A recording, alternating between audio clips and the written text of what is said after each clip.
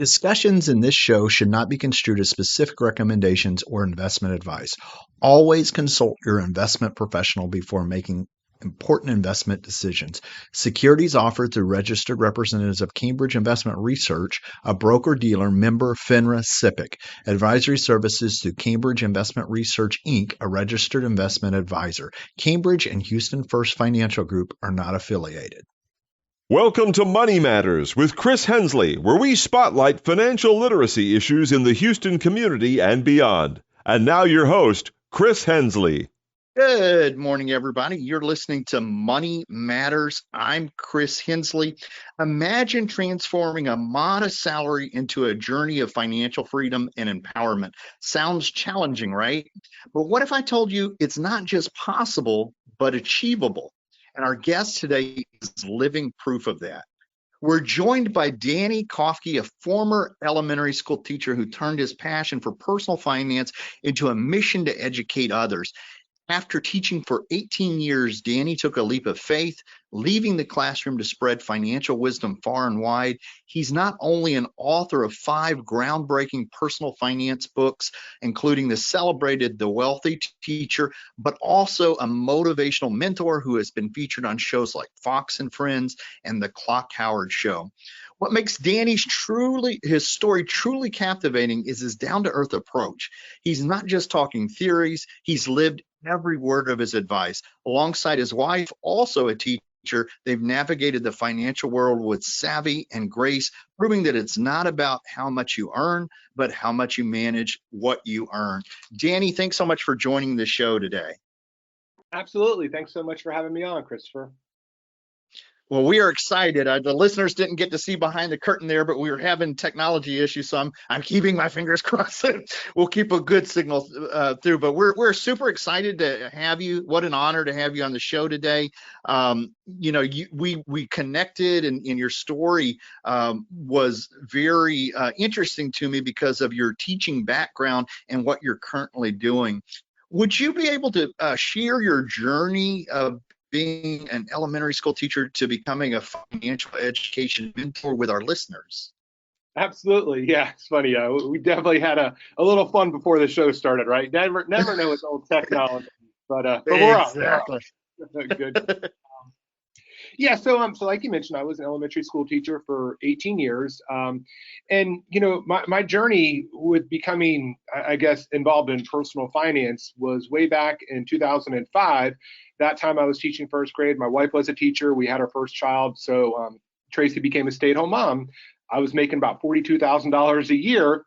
So not a lot, but we were able to do it. And colleagues were like, hey, you should kind of let us know how you're doing it and kind of write a book. And I never thought anything about it, but just prompted to sit down and start it. And that kind of started my journey in financial education.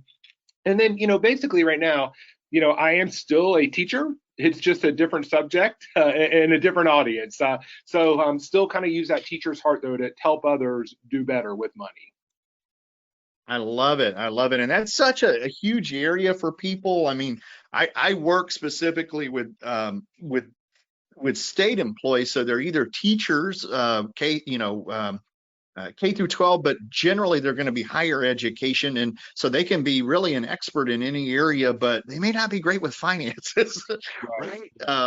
And so that is something that I know it's a ton of help there. You mentioned really being, $40,000 a year and then being able to accomplish these goals. What inspired you to write The Wealthy Teacher? And what are the key lessons you hope readers take away from it? Yeah, obviously, with that title, that one was geared towards teachers, towards educators. And, for me, I think you just mentioned it, you deal with people that are educated. Like what I actually left teaching a while ago in the midst of my career, and I was in the investment world. And we did a lot of stuff with school systems. And, every teacher you talk to, it's not like, they don't have the smarts. They at least have to have a bachelor's degree to teach. Yet more and more of them had no idea like how the pension system works, Social Security, their investments, anything like that. So it just showed me that, you have people that are educated, that are smart, yet they weren't taught.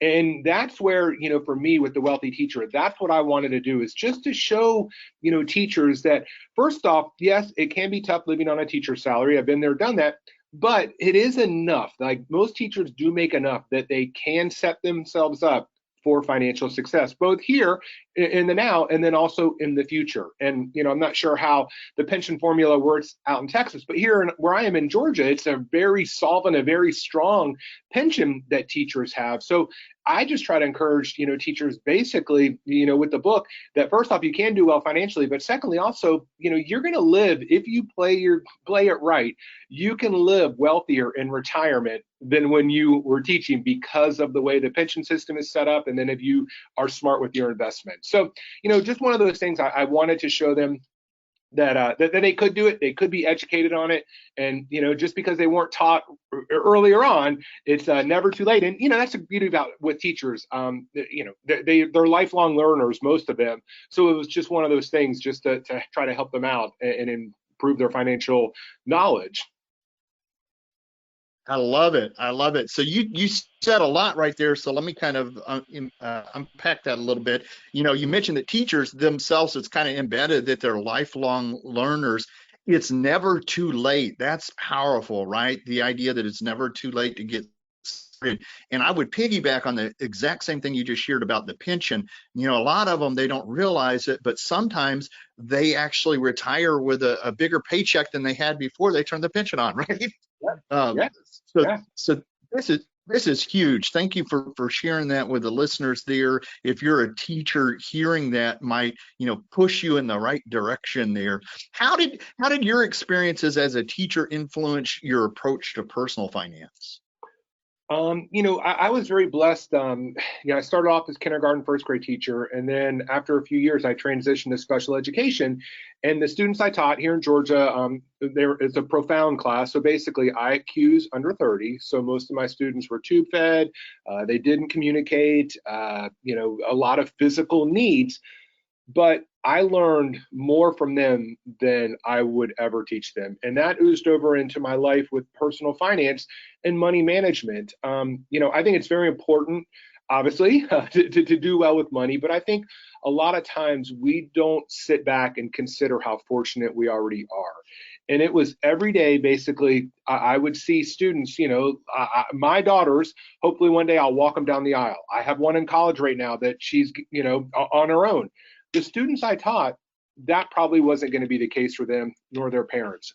So, for me, it just changed my approach, I guess, basically to life in general, that, I can sit here, we can all sit here and complain about certain things, but like, why, how can I complain when I have a student that can't walk, that can't talk, that needs to be tube fed? Like, really? Well, my complaints are so petty compared to what that student's going through or what their parents have to go through. So it definitely helped me, analyze every day that how blessed I truly am. And, that life, yeah, I mean, I know some days are tougher than others, but man, most of us, especially if you're listening to this show, you got it good. So I think for me, it just help me focus on what really is important, first off, but secondly, how blessed I am. I love it. I love it. Danny, that reminder to everybody who's listening that it's all relative, right? Yeah. We should be optimists here because it can always be worse. And you shared with us you have two daughters, and this is when real life kicks in, right? Everybody's situation is going to be different. And then, so I want to pivot a little bit and talk about some of these misconceptions that you hear maybe in the teacher's lounge or just in general. In your view, what are the biggest misconceptions people have about managing money on a teacher's salary? Well, and maybe not even just a teacher's salary, but on their salary alone. I mean, I think, studies that show that I think it's something like 60% of us are living paycheck to paycheck. And that's even people that are making, six figures. And I think for a lot of people, it's just that misconception of they don't think they can do it.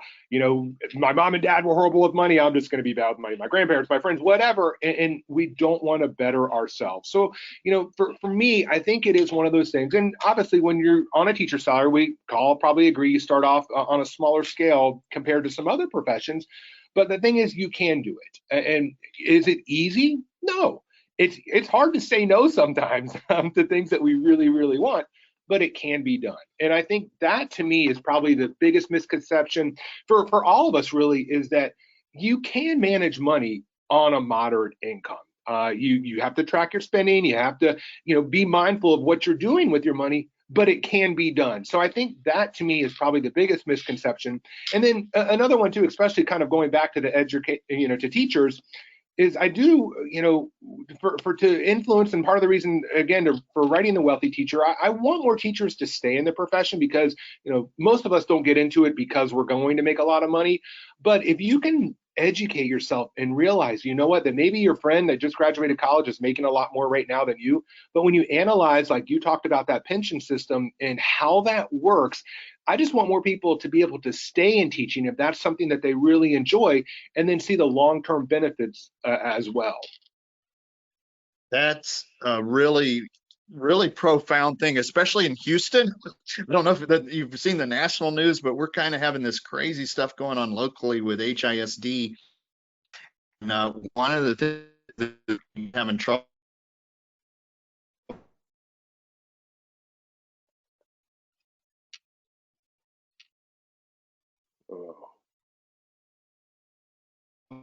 is come in locally. So being teachers employed with the new superintendent, that's, the thing that you mentioned, stay in, and you can your finances on a moderate income, right? So that is, you've been featured on numerous TV and radio shows.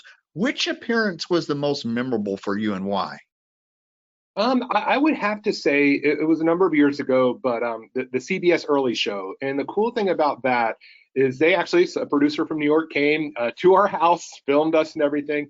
And then they actually flew Tracy, my wife, and I up to New York, put us in a hotel, and had us on live. And the greatest thing about that is that I got to, be there with Tracy, and she got the spotlight as well, because I was fortunate enough, a lot of the times I do it, when I get on TV, radio, it's just me, I'm riding solo, but it's a lifelong thing with Tracy as well. She is a big part of our success. If you don't marry well, it's going to be tough to manage your finances.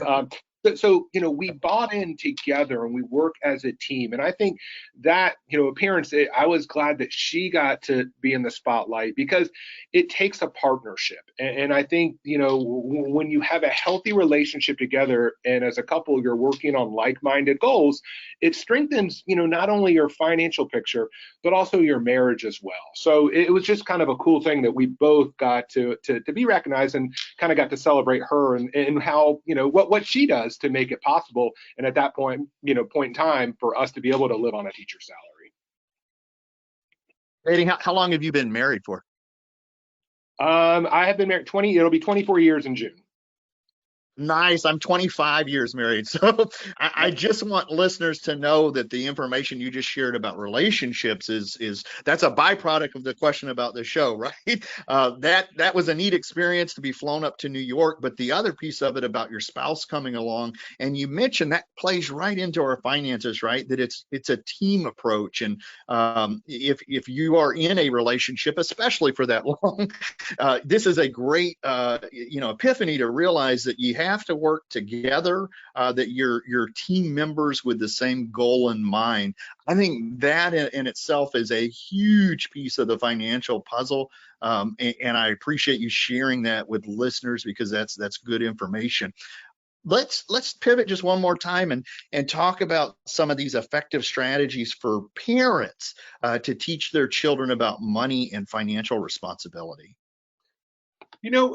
For us, I think the biggest thing is we were always open and honest. And I think too many people make money this taboo topic that they don't talk about. They'll talk about, the sex with their kids before they talk about money. And I think that's what leads to kids growing up and not knowing what to do. And I mean, I've made money mistakes like everyone else, but we have always been open and honest with Ava and Ella, our daughters. And it's, tell them, okay, even when they were younger, if you use a credit card, this is what can happen. We do it, but we make sure we pay it off every month. Or if we've made a money mistake, we'll sit down and say, you know what, we did this, but we shouldn't have, and we learned from it. But we never hide our finances. Now, we don't get involved in the exact investments and, how much money we have saved and all that type of stuff. It's a little too deep, but I think just overall, I think it's just talk to your children about money. And it can start as young when they're 3, 4 years old. And, just at the store, no, we don't have the money set aside to buy that. Just simple as that. But then even show them, this is what our money, I make this much and our mortgage costs this, our car payment, whatever it may be. But I think just honesty, and that way they're not burying their heads in the sand, and then they have an understanding of how money works. Because if you don't do it, I know many school districts now are implementing financial literacy, which is wonderful. But if they don't learn it at school and they don't learn it from their parents, they're going to learn it from their friends, and most of their friends aren't going to be the best influences for them when it comes to money.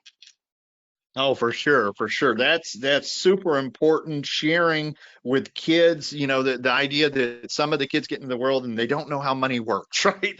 How much does that cost? $1 million or $1? I don't know, right? So sharing with them, that is huge. And you told us that even as early as 3 and 4, and not wasting the money mistakes that we make, right? It's kind of like finding a silver lining to some of these bad things that happen with finances. Is there's a lesson there for them to learn. And then you mentioned financial literacy. We've got just about 5 more minutes left on the show, and I would regret not asking you more about Mentoro, because it's a good setup for the financial literacy stuff.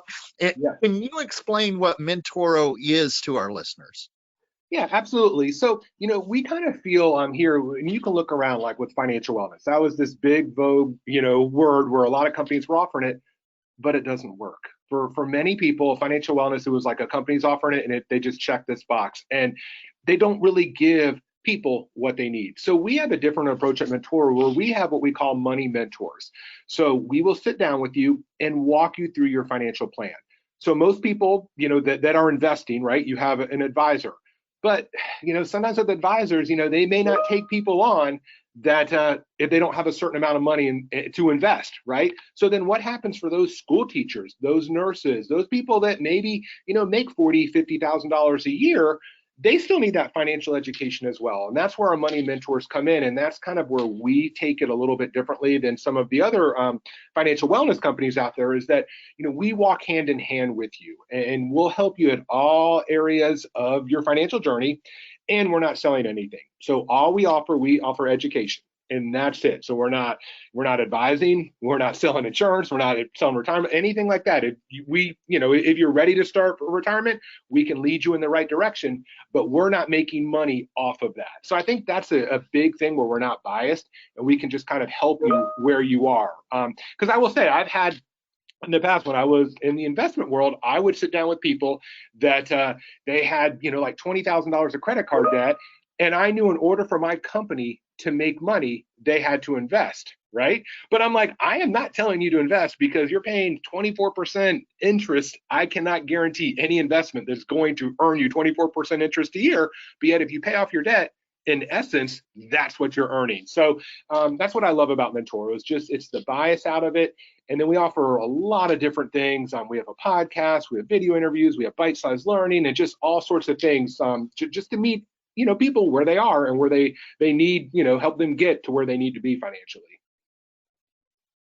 I love it. I think one of the things that connected me to you was the financial literacy aspect, because I work with, Houston Money Week and have done a lot with financial literacy in the Houston area. But when I logged on to Mentoro's website, the bite-sized learning, the way and bringing the, kind of meeting people where they're at, it seemed a really cool way to get the message out. So that was impressive. So what's the website address for people who want to find out more about Mentoro?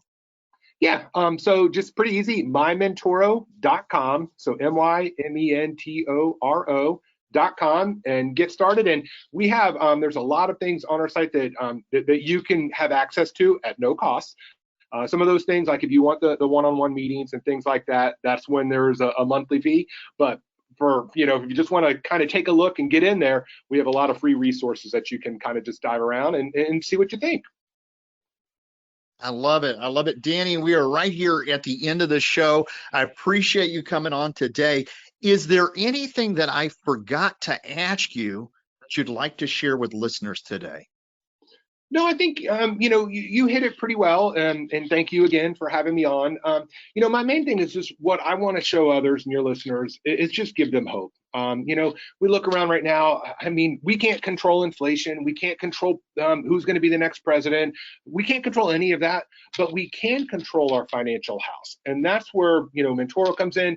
We want you to take control. I don't want you to really care about, honestly, who's in Washington, D.C., because it really doesn't matter to you. They're going to say stuff that no politician I know really does care about my finances. Individuals care about their own. You're the person that you look back, that's looking back at you in the mirror every morning. That's who cares the most about your money. And that's where, we just want to help you gain control of your finances, empower you to make smart financial decisions, and, provide that hope that, yes, you can do it. Even if you've messed up your entire life, the best time to plant a tree was 20 years ago. The next best time is today. So we're just ready to help. I love it. I love it. Danny, what a great place to leave it today, that when it comes to your finances, the finger's pointing back at you in the mirror, right? So Yep. Good way to do that. I encourage people to reach out. If you're driving, don't worry. We're going to have all of the links on the podcast as well. And Danny, thanks so much for being on the show today. Awesome. Thanks for having me on, Chris.